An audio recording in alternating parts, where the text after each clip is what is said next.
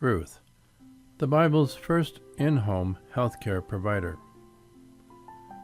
Many of us know the story of Ruth as the faithful daughter-in-law who cared for her mother-in-law, Naomi, after she moved back home to Bethlehem following the deaths of her husband and 2 sons. We may remember that because of Ruth's faithfulness to Naomi, she became Boaz's wife and is listed in the genealogy of Christ.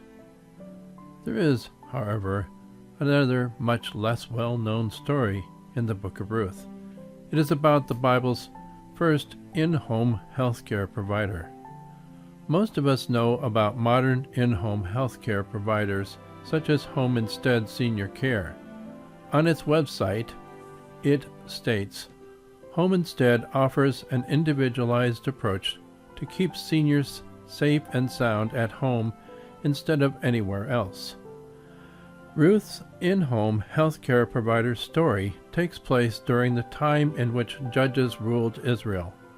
During that time, there was a famine that was so bad that a man from Bethlehem and Judah decided to move his family to Moab. His name was Elimelech, and his wife's name was Naomi. Together with their 2 sons, Mahlon and Chilion, they moved to Moab. There they made a new life for themselves. Unfortunately, shortly after moving there, Elimelech died. That was the first of Naomi's tragedies. She was able to bear up under the tragedy because she had her 2 sons. After a time, her 2 sons married Moabite women. One son married a woman named Orpah. The other son married Ruth. 10 years later, double tragedy struck. Both sons died. This situation left Naomi alone in a foreign land. By this time, she was a senior citizen. She made a monumental decision to return to her homeland where she had property that she could live on. Feeling responsible for her 2 daughters-in-law, she planned for them to travel with her back to her homeland. However, as they were about to begin their journey, Naomi was overwhelmed with the responsibility of caring for the daughters-in-law. So she encouraged both to stay in Moab where they could find husbands. At first they said they wanted to be with her. However, she made it clear to them that it was the best for their welfare and the possibility of finding a husband to stay in Moab. Furthermore, she was too old to be able to provide another son or sons as husbands for them. Therefore, they should return to Moab for their future security. Orpah understood the reasonableness of Naomi's position, so she stayed in Moab. Ruth, however, thought about the welfare of her mother-in-law. She analyzed her mother-in-law's situation, and it looked bleak. Therefore, she made the decision to accompany her.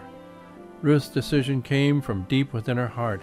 She firmly told her mother-in-law, "Don't ask me to leave you and turn back. Wherever you go, I will go. Wherever you live, I will live. Your people will be my people, and your God will be my God. Wherever you die, I will die, and there I will be buried. May the Lord punish me severely if I allow anything but death to separate us." Ruth chapter 1, verses 16 and 17. This was a momentous decision for Ruth because neither woman knew what would be waiting for them when they returned to Naomi's homeland. When the 2 of them arrived in Bethlehem, it was very bleak for them.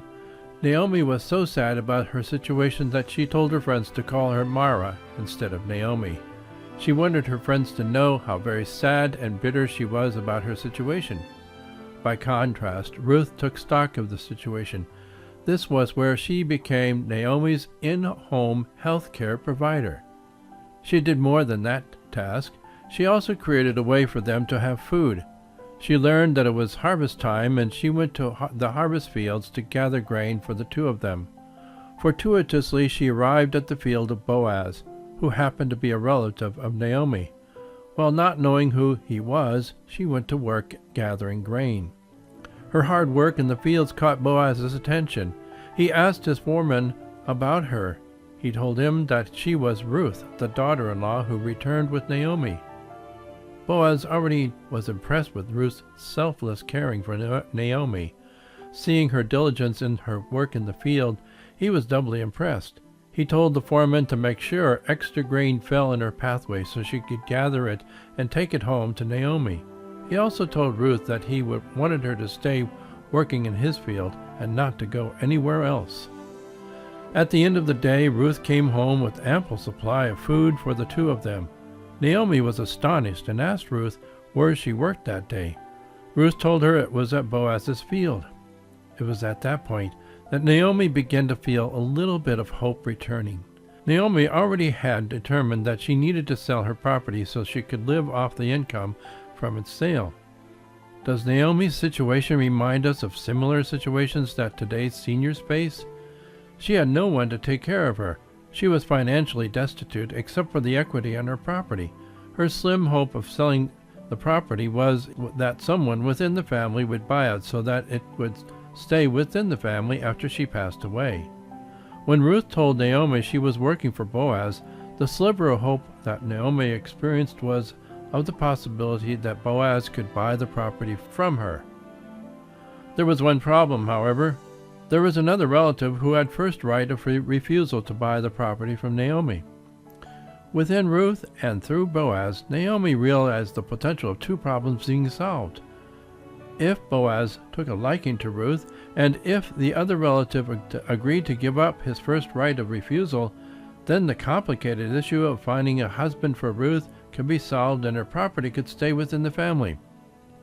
At the center of this very complicated story was a young woman who willingly became an in-home health care provider without thought of her own future.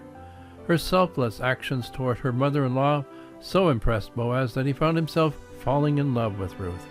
The second problem was on the way to being solved. Being the businessman that he was, Boaz took it upon himself to convince the relative who had the first right of refusal to relinquish it. In turn, he made the arrangements to have the property transferred into his name, thereby keeping it in the family. Now the first problem was solved. Next, Boaz proposed marriage to Ruth, and she agreed to marry him. In due time, they had a child who became the great-great-grandfather of King David. Together, Ruth and Boaz made sure Naomi was taken care of for the rest of her life.